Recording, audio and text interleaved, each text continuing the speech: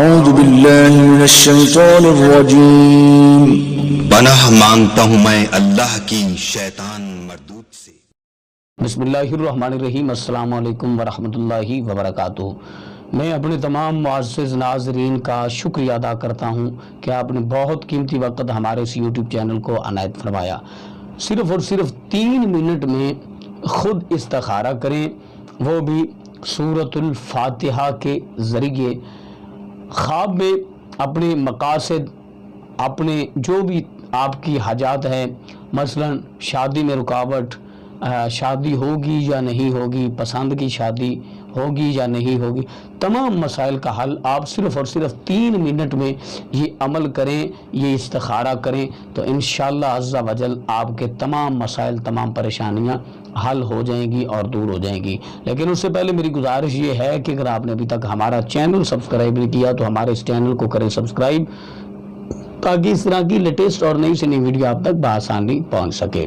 آپ نے کرنا کیا ہے، رات عشاء کی نماز با جماعت ادا کریں، اور عشاء کی نماز با جماعت ادا کرنے کے بعد مکمل نماز آپ نے ادا کرنی ہے، اور نماز پڑھنے کے بعد آپ نے اللہ کے حضور دعا کرنی ہے، اپنے مالک کے حضور دعا کرنی ہے۔ دعا کرنے کے بعد آپ جب گھر واپس آئیں تو اپنے بستر پر لیٹیں، نبی اکرم صلی اللہ علیہ وسلم کی ذات اقدس پر کثرت کے ساتھ درود و سلام پڑھیں۔ رسول اللہ صلی اللہ علیہ وسلم کی ذات اقدس پر کثرت کے ساتھ درود و سلام پڑھیں۔ آپ کے ذہن میں اپنا مقصد ہونا چاہیے، اس وقت جب آپ سونے لگیں اس وقت آپ نے یہ عمل کرنا ہے، آپ کے ذہن میں اپنا مقصد موجود ہو، آپ کے ذہن میں یہ بات موجود ہونی چاہیے کہ جس مقصد کے لیے آپ یہ عمل کر رہے ہیں وہ مقصد آپ کے ذہن میں ہو، وہ کام آپ کے ذہن، اور آپ نے جائز کاموں کے لیے یہ کرنا ہے، ناجائز کام کے لیے ہرگز یہ آپ نے عمل نہیں کرنا، جائز کاموں کے لیے کرنا ہے۔